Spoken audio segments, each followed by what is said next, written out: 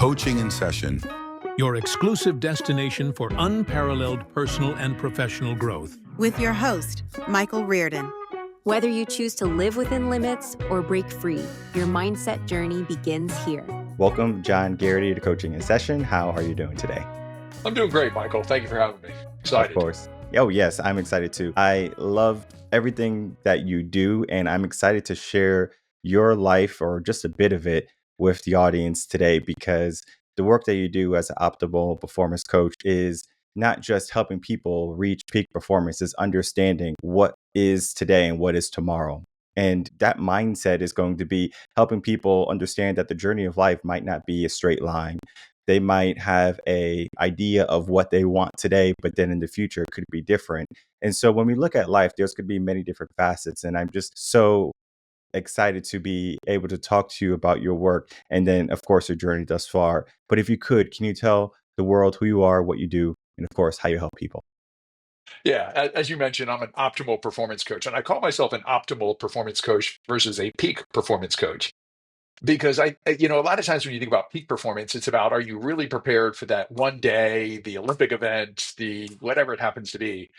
And the work that I do is help people look at their entire lives and how do you integrate the different roles that you play and how do you bring the right focus of resources to those different roles so that each of them is optimized, that you don't create an imbalance in your life where you have a thriving business career and your relationships falling apart, or you're doing great in your relationship and your business, but your health is falling apart, right? It kind of has to be all there together. And as someone you were mentioning, somewhat more seasoned, right? So I'm 62 and I've been involved in business and working with people for quite a while. I've been a coach for 20 years now. I've had an opportunity to see my clients also become more seasoned, because as a coach, what you probably notice is that they tend to reflect you a bit, right? My clients are more similar in age to me, and what people are often looking for here, we had that big vision of what we were going to create professionally, and maybe we even the vision about being a great dad or spouse or things along those lines. But all of a sudden we're empty nesting, and we've hit a lot of our business goals. But as a 62-year-old, a healthy 62-year-old, we look into the future and we'll probably have another 30 years to play. And it's about really recreating a clear vision of what do I want to have happen from here on? Like with this foundation that I've built, how do I launch into something that continues to be really exciting and pull my best? Because from my perspective, too often we get to this point and we've been sold this idea like, oh yeah, you get to retire. To what?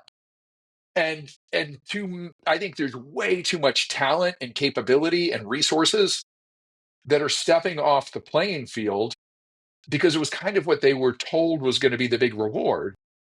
But it's really not as rewarding as many people expect it to be, right? We know that health begins to decline when you're less engaged intellectually, you're not challenged. The way I think about life in general and the growth or shrinkage is that we're either growing or shrinking, right? We've often heard that. But the idea is like, if we're pressing against our capabilities, right? We're reaching out and we're trying to expand. Well, then our capabilities continue to grow out. And on the flip side, if we start to pull in the challenge, then what happens is the world comes down and collapses upon us. It doesn't, you don't keep this big gap from the challenge, right? All of a sudden, these other things begin to be a challenge. So if you're like, for instance, not physically engaged, and you're not staying strong and vital and things along those lines, then, carrying the groceries becomes difficult. I have someone that I know that's in my life that's, a little older than me. And we were having a conversation and, I'm pretty good with my diet. I'm a very consistent exerciser and things along those lines. And they were like, because I always exercise, and they're like, I don't know how you just do this, but I'm thinking like, for me, my exercise is not that much more difficult than for you climbing those stairs. Like to me, I'd rather go intentionally do some challenging stuff every day so that the rest of my day, whatever I want to do physically, I'm able to do. And I think that's true intellectually, right? By continually growing our capacity emotionally to have high stakes conversations, to really address issues with people, to solve things.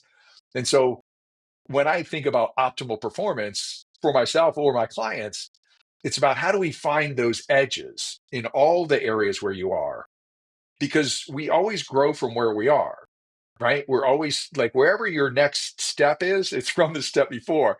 I laugh, like you think about like Google Maps, right? If I say, hey, I want to go to San Francisco, Google Maps is going to go, okay, but like, where are you? And so if sometimes even if like an exercise program, you'll see somebody, like, oh, I want to be in this kind of shape. And the trainer will start working them out like they're here. And they're like, no, they're here.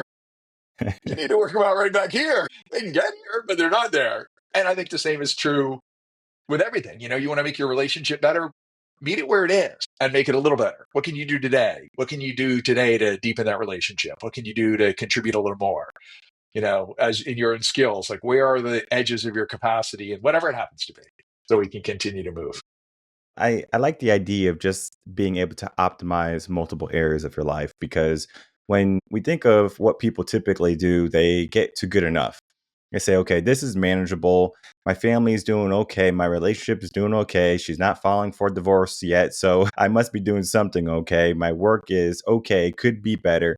And people sometimes they just accept maybe just enough. And so what is I guess, the inhibitor or the maybe the epiphany that someone will hit to say, hey, let me start to look at these areas to enhance them rather than to just allow them to remain stale and stagnant? Well, there's a lot of work in the area what they call your future self, right? And the idea that historically what we believed, or what was believed in psychology, is that our future is going to be an evolution from our past. And so if you look at the past, you can kind of go, look at my trajectory, here's where I'm going. And what they have found is really the most powerful thing is your compelling vision of the future. And so if somebody's in good enough, then I think it's a real opportunity to say, hey, that's great. You can absolutely stay there and you can stay with that satisfaction. But if life were to be better, like if you were to be really thrilled today about getting up and I were to ask you that question, you were to say, my relationship's amazing. What would be true about your relationship? And then they have to really think about like what that would look like, or what would be true. Like, okay, I hear a lot, I'm in okay shape for my age, right? People will say that. And you're like, so what does that actually mean? And what if you were in just great shape, period? Right? What if you were just physically super capable, just like you were when you were 30? What would it let you do? Like, would that be better or worse? Which would you prefer? Like, if you could choose one, which would you choose? And so you get people to understand that they have an opportunity to create something great, but they have to be able to and willing to envision it. So identity beliefs are so huge, right? Identity beliefs act as a thermostat in our lives. And just like the thermostat kind of tells you the temperature is going to be in this range. And so if you have your thermostat set at kind of lukewarm, then you're going to be lukewarm and it's going to just kind of stay there. But if you want to change something, you really have to lean in and think about, okay, what does that even look like? What is the temperature that I'd like to set that in?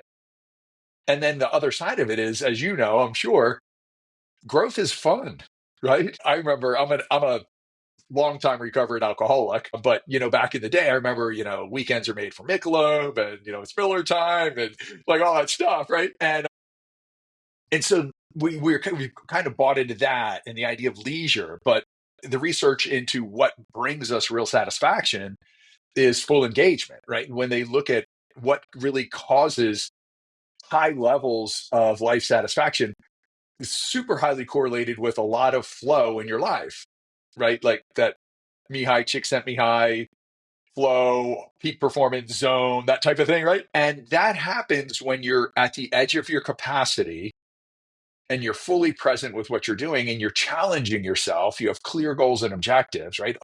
And so that's where the most fun happens. And so what I want to reintroduce to people is the idea like, man, our next decades can be our best ever. Mhm. We have to choose it though. If we go to default and we start being, I'm in shape for my age and I haven't really gotten clear on what I'm compelled to do in the future, but I'm sure I'll fill it up with stuff. Probably not going to be that much fun. You might have a beautiful house and an amazing car and, all the stuff. But at the end of the day, your life experiences are the emotions that you have throughout the day. Did you have joy? Did you have excitement? Did you have enthusiasm? Did you have challenge, right? And that's really your life experience. It just, you may be having that experience in a mansion or not. But your life experience is really going to be the emotions you have, not the materials that you're surrounded by. Yeah, very true. We live in a very backwards way of living. I think of Stephen Covey said, he's like, you just have to flip what you're doing because most people are living backwards. And rightfully so. Most people, they think of 65, for example, as their retirement age. They think that's when they can start their life and they can finally be free. But what happens on the way there? Many people don't even pay attention. They don't necessarily see the pounds getting packed on. They don't see how quick their children are growing up. And as you said, now they're empty nesters and they have gone from one purpose and now seeking fulfillment and purpose once more. Because what happens, especially when you're a parent, is that when that child is born, you're like, wow, like this is another of my purposes. Not to say that the purposes that you had prior to that are magically gone, but it is a new purpose. And then as soon as they're 18 to 21, depending on your goals 14, or their goals. right? I mean, when they get some independence, you are no longer the center of their life. That period of time is rather short. They're still loving and all those things. But I heard this. It was like a comedian talking. He was like talking about like selling the idea of being a parent Mhm. as a job. And he's like, so like there's this job posting and I'm looking at it, it's got like all these responsibilities to it, and I do this and I do that. And he's like, wow, like that's amazing. Like, how much does it pay? And the guy's like, well, no, it doesn't pay. You pay. Yeah, Mm. you legally have to pay until they're 18 years old. So yeah, you get the job, but you pay. And he's like, well, what do I get in return? He goes, you get unconditional love from the time they're an infant till they're 18. Well, till they're 13 or 14. It's And then it's like, what is dad now? It comes around though. My kids are 21 and 23 now, and it is it's nice to see everything. All of a sudden, dad's not as clueless as I used to be. uh-huh. But then as soon as they start to hit their 30s, they're going to really appreciate you even more than if they don't appreciate you now. And I don't think that's the I think case. yeah. I think it was just that kind of like teen where you have to break free, Yes. right? It's just like the terrible twos. You want to have them get that independence, and the same thing as in their teen years. You want them to be finding independence, right? At the end of the day, if they're not independent, you failed. Hmm. And you failure to launch, right?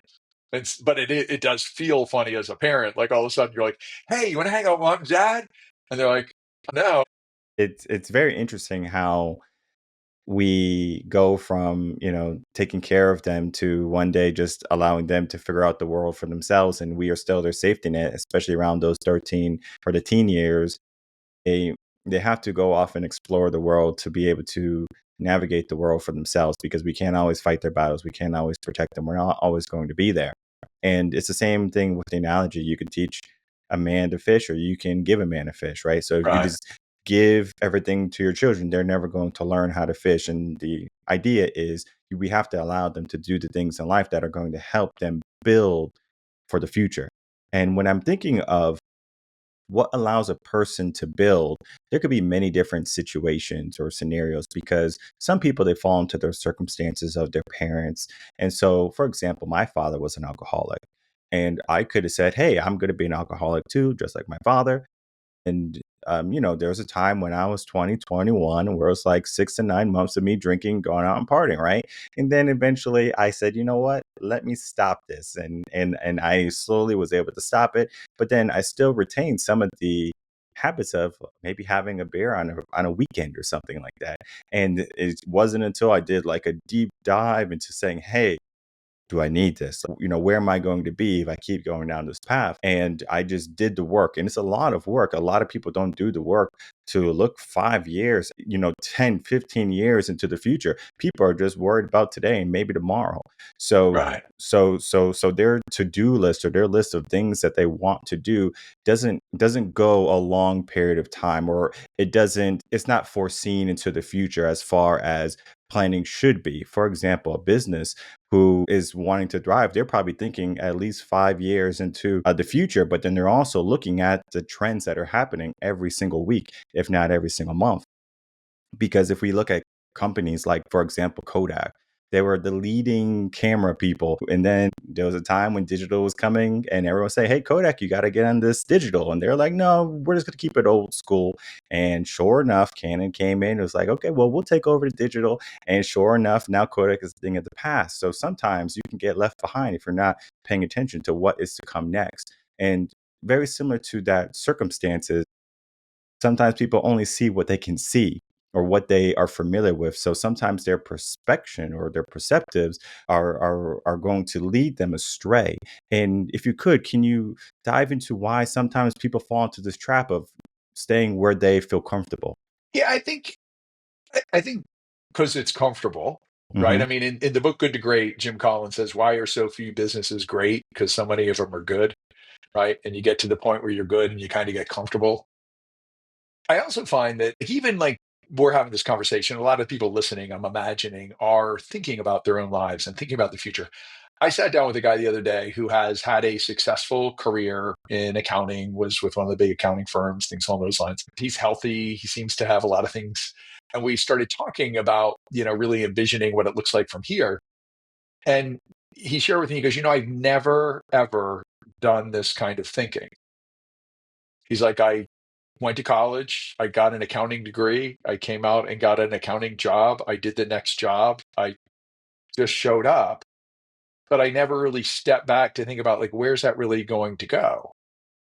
And so now that he doesn't have the guardrails being presented to him or the tracks being laid down in front of him, it's incumbent upon him to begin to think about like, well, how are you going to craft this next part of your life? Because again, he's quite a physically fit guy. So realistically, he's here for another 30 good years, good bet. And then, so you think that's the length of time, probably close to the length of time that he was professionally involved. That's a long period of time. 1.5 times the length of time your kids were in your house.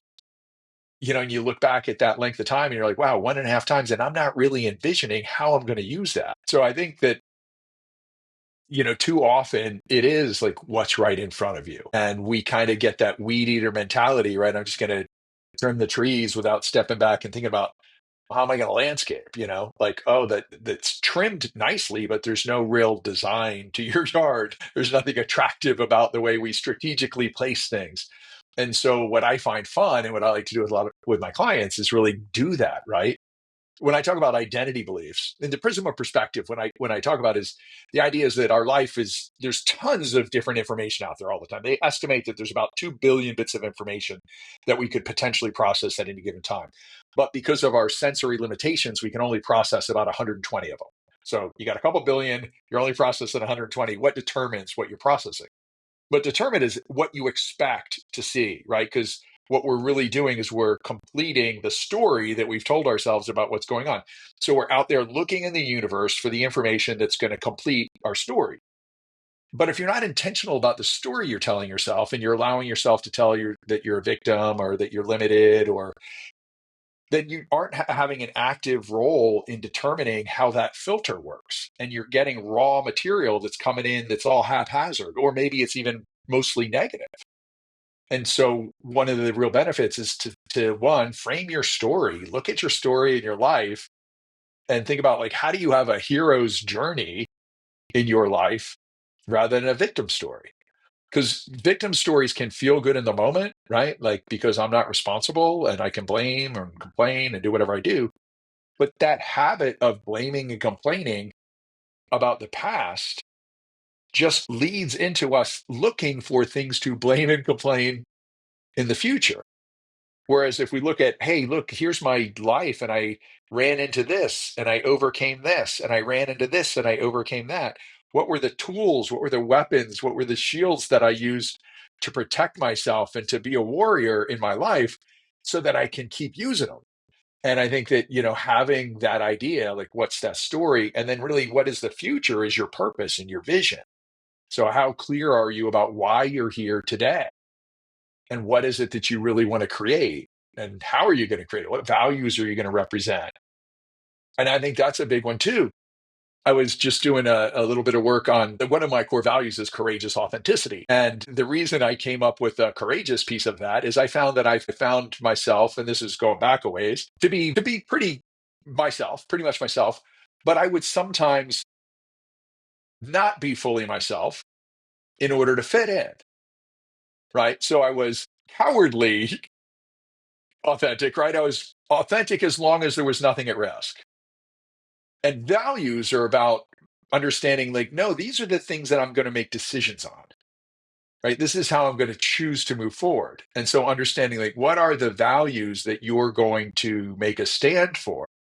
So when you move into the future and there's an opportunity to just fit in, right?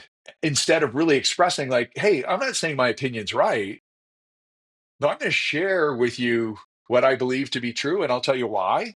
And let's have a conversation. Right. But I'm not going to pretend that I feel a different way than I really do. Right. And so I think, like, when working in that way, thinking about, like, what are we really going to create, understanding, like, who we've been and telling that story in a way that makes us feel powerful.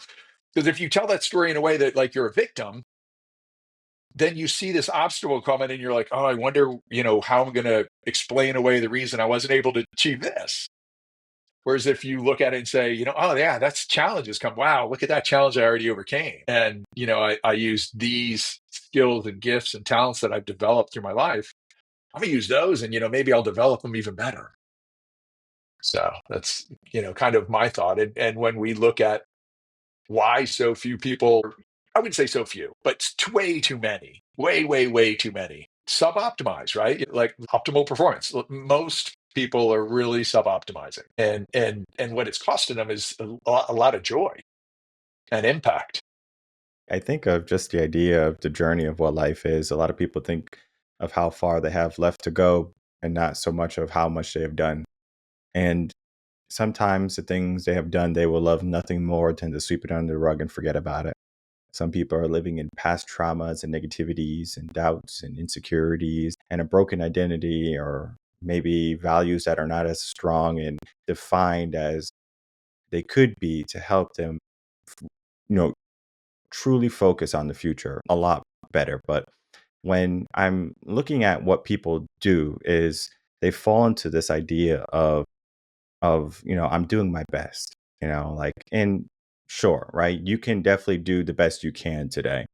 But when you were talking about optimizing and like finding the edges, I think that's powerful because you might be at a really rough spot today. And it could be whatever trauma, reason, hardship, sickness, whatever, right? You could be at a really tough spot today. Do you plan on being there tomorrow? And some people, they say, yeah, I'm going to be here tomorrow. But then there's some people who say, I don't want to be here tomorrow. And those are the people who claw and climb out of the situations rather than people just say, oh, like, hey, this is what it is. And I've been really diving into this concept on the podcast recently because what I find is that as much as people will love to enhance themselves and to enhance their life, they have this New Year's mentality of, I'll do it for a little bit, but I won't do it long term. Very similar to going to the gym. Some people might do it in a season. I'm going to go on keto. I'm going to go on paleo. I just want to fit in this wedding dress or something like that, but they don't make it a lifestyle. And I think of even myself, it's something I have to be cognizant about. I've been working out since I was 15 and I do it religiously. But then I give myself a different mission every season of life. For example, we have younger children. We have a son, he's 3. We have a daughter, she's 7 months, right? So very young children. You're in it. Yeah, I'm in it. But what I love is that, like, the boy right now, he's like jumping on me and climbing on me. And I remember when I was growing up, my father, he was in construction for a period of time, and he was lifting boulders and 1-ton machines. I remember I went to work with him one day and I tried to move one of the machines, couldn't even budge it, not even like a millimeter. It was impossible for me. And he just looked at me and just did it with one hand. I said, whoa. And I was probably like 9, 10 at the time. So he and his arms are just huge. And I was like, wow, like this is strong. And he was able to throw us up in the air and fling us all around like, we were a pillow. And I was like, this is something I want to be able to do with my children. And so I give this idea of I'm going to the gym, not because I've been doing it since I was 15 and just kind of a mundane thing that I do in my routine in my day, but I want to do it for my children to give them that same experience. So when they are able to be 7, 8, 9, 10, I can throw them up. They can see dad lift something very heavy. And to give this idea of health or being fit is a mindset, but then it's also a mentality of you can choose it or you can just choose to be, for lack of better words, actually, I want to use this word, a slob and do nothing all day. You can make some changes. And I understand there's some people who don't have that mentality. And I understand there's some people who don't have that urge because some people, for some reason, they say, I don't like working out. It doesn't work for me. I say you just haven't found the right workout for you because you don't have to go to the gym and lift heavy weights. You can go do yoga. You could do walking. You could do cycling. You could do swimming. There's just so many activities that you can go just be active. But this idea now, I'm instilling into him health at a young age or just for the longevity of life. But then I have to be cognizant because there might come a time when my kids are grown up now and I might say, oh, I can lift up the gas a little bit. All right. I don't have to go lift up these kids anymore and all of these things. But then I remember there was a story. I can't remember the story, but it was a story of a father and the son had got sick and the son wasn't even able to like get out of bed anymore. And the father was old. He was probably 60 something years old. And he was able to Not so lift. old, by the way. Yeah. When you're talking to a 62-year-old, you got to go, he's old. He was 80. he was just about seasoned, but not quite. And he was able to pick up his son and take him to the bathroom from the hospital and everything. And he probably never thought he would have to do this again in his life, but he was ready for it, just in that idea of you never know what's going to happen. So I just think of this idea of always being ready, similar to like a battle, like analogy. Like you always want to be ready. Tools, for example, it's better to have it and not need it than to need it and not have it. The mentality, the mindset of like optimal performance is not something we should just simply forego because we don't need it yet. Right. Yeah. And when I think about, when I was young and I was like, in college and things like that, I worked in the fitness industry and I essentially wanted to look really good to pick up chicks, right? I mean, that was Same. the whole deal, right? And it is funny because like sometimes like if someone says something like as a 62-year-old, I work out every single day. I haven't missed a day in years. But I do it in a way that allows me to recover. I don't kill myself. I don't, I believe, go back to the edges. Like the reason exercise works is that essentially it's an evolutionary response that your body's attempting to thrive in the environment within which you live. And so if you create an environment that challenges your body to be able to do stuff, and sometime down the road, a long ways, I know that eventually I'm going to die. And sometime short of that, I'm going to start to lose some function. But I don't expect that to happen for quite some time because I keep asking my body to have all the function. And if you approach exercise and think about exercise or growth in general as the idea that you're just pressing against your capacity, that you don't have to, like the old, idea of like killing yourself in a workout. And I actually used to work for the guy that started high intensity strength training, Arthur Jones, the guy that invented Nautilus equipment, right? And so one of his things was you have to go to failure. He was the guy that pushed to failure. And so, the idea was like, if you're not failing, then why would your body bother to get better? And at first, for a long time, I used to believe that. But then, like, talk about a business, right? So you're building your business. Do you wait until you are unable to meet the capacity of your clients before you hire someone new? No, you hire in advance, right? Because you're growing. And so do you really think that you as a business person is smarter than the universe? No. So your body's you don't have to necessarily, you just have to come to those edges. And what Hmm. happens is the edges just keep moving. And so your capabilities keep moving, even if you've never gone to failure. Right? Even if you never did, because what would happen is your body would say, hey, you know what? John might need to be a little stronger tomorrow. Let me build that capacity. Because the reason we have physical capabilities is not some like reward because you went to the gym or it's so you can survive in the environment that your body thinks it's going to live in. And so as we do that, I think that, we're able to stay super fit. And I personally, like when I think about working out, because sometimes I have friends I'll see at the gym, and they train in ways that, like, when I exercise, so they go strength, flexibility, cardiovascular, balance, coordination, body awareness, and resistance to injury. And if, like, I would never do really explosive stuff. I know that other people will tell you, oh, you should do plyometrics or, but like, injuries occur when force exceeds the structural integrity of a system, right? So if you think about a car wreck, right, when that's how it happens. You break a bone, things along those lines. Well, if you're doing exercise and you have a lot of force, then you're going to increase your risk of injury and then injury takes you out for a while because you have to recover. And so I want to be able to do what I'm doing today when I'm 85. So I train for that. I don't ever think about, oh, like, but maybe maybe I could press myself a little further, maybe. But for my goal, which I think is a goal that makes sense as you mature, I'm married, not picking up chicks. I've been over a long time. So the real thing is, like, functionality. The same thing I work with my clients on. I want us to think about, how do we keep contributing to the world all the things that you've learned, all your skills, your gifts, your talents, your passions, and you're going to need physical energy to do it.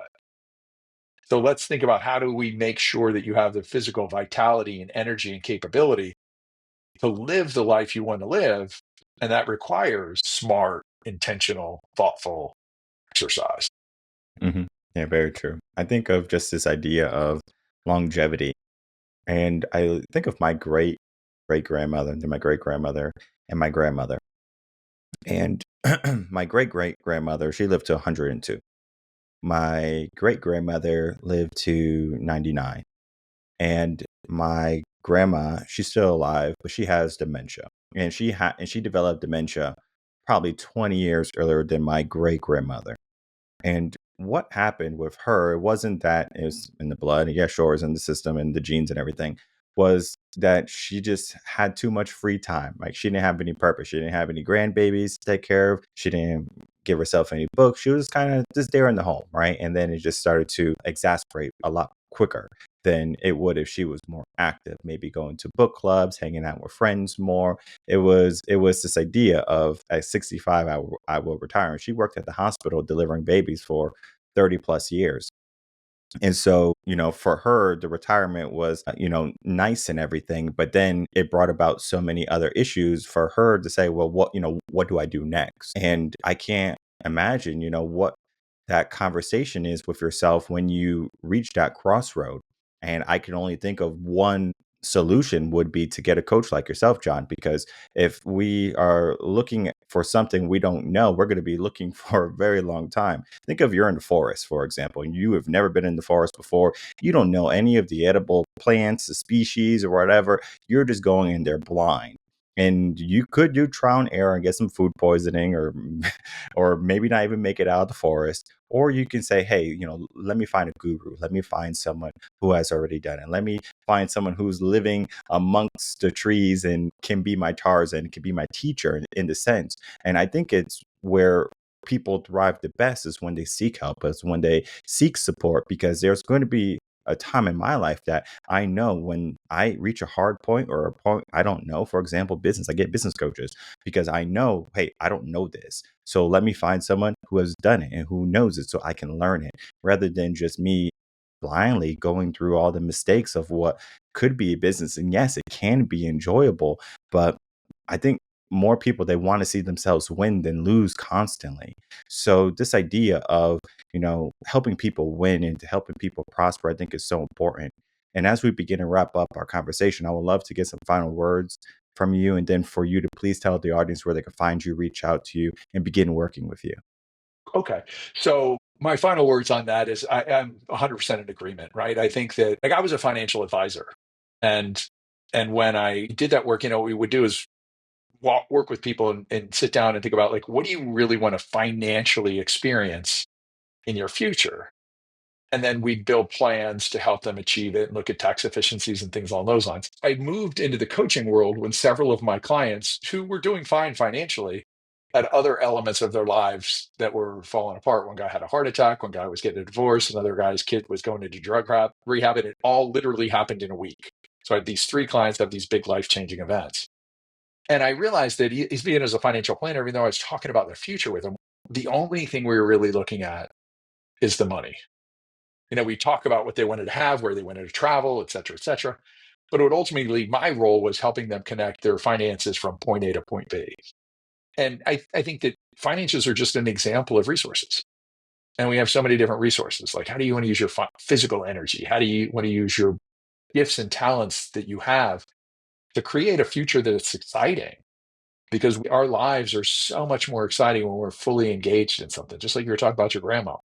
Her latter years, and again, sometimes it happens. My mom also had dementia. She died from it, and Alzheimer's. And there was definitely some genetic, but also her life was structured in such a way that it lent itself to that. Right? We used to believe that the brain was fully developed. Like the brain's fully developed at 25, but we know by information about neuroplasticity and neurogenesis, and the brain can continue to build new pathways, and it does that based on where there's demand. Right? The brain is always trying to figure out, okay, there's some demand here, there's an expectation here. How do I? And so by continually challenging ourselves in all of those areas, we continue to make it happen. And when I think about coaching, I got all kinds of blind spots about my own life, right? But I don't have your blind spots. And so coaching is in a way to bring in somebody with new perspective into, you talked about Covey earlier, like you remember quadrant 2 time from 7 Habits, right? So you're going into the important stuff, and you're going in there with somebody that has no agenda other than to help you fulfill your life in the way you want to, but they don't have your limiting beliefs. They don't have your negative stories about yourself. And they're going to be somebody that's going to say, hey, maybe that's true, but let's look at it a little differently. What if you look at it from over here, and how would that show up? And so to optimize our lives, I just always think it's, very helpful. Not, you don't have to, but it's helpful to do it that way. So, I can be found on, different places, Instagram. I'm Coach John Geraghty. My website is john-geraghty.com. And also the Flow Cultivator, which is a program that I do to help people have more flow in their lives. Fitness Presence is a fitness program that I designed. So there's lots of places. We'll send all the notes to you guys for the website note or the podcast notes. Life, let's just keep making it fun and exciting and appropriately challenging. And like you said about exercise, find it so that it's fun for you, right? Find whatever it is in your life, find the challenge, because we know being bored is not enjoyable. Being in overwhelm isn't enjoyable either. Find your Goldilocks, find that thing the right amount of challenge so that every day you wake up and you got the right amount of challenge and you're really having to show up. You get a chance to feel good, wake up the next day, do it again. And the compounding effect of gradually, incrementally making improvements in your life is transformative. So, I'm a big believer in compounding incremental growth. And kind of like I said with exercise, you don't have to kill yourself. Just consistently push on those edges, and the compounding effect will take you to a totally different place. I love everything you said. I'm going to throw all those links for people to be able to reach out to you, your fitness program, as well as the book that we didn't really talk about too much, but I think it's going to be a great asset or a great tool for many people in their toolboxes to look at life in a new light. As you said, we all have blind spots, but it's better to do the work or to find someone who can help us cover those blind spots. It's like that blind spot sensor in the car is letting us know, hey, there's something there. So you better think twice. And just sometimes just having someone say, hey, let's look at it in a different light. Let's look at it in a new perspective or a new prism. And we can definitely make some changes if need be. If not, let's see what happens. But I just love everything that you're doing, John. And I think that you're going to be a great asset for anyone who reaches out to you and is looking to optimize their life. So I do want to thank you, John, for coming on, spending some time, and of course, talking about your work today. Well, thank you so much for this platform. I love the work you're doing. Also, get people an opportunity to find out who's the right fit, because that's another thing about coaching, right? I'm absolutely not the right coach for, tons of people, but other people that you have on will be. And so the idea is, like, when somebody really resonates with you, then move with that. Mhm. and that's probably a good indicator. But anyway, thank you so much for the work you're doing, Michael. I really appreciate it. Thank you for having me on.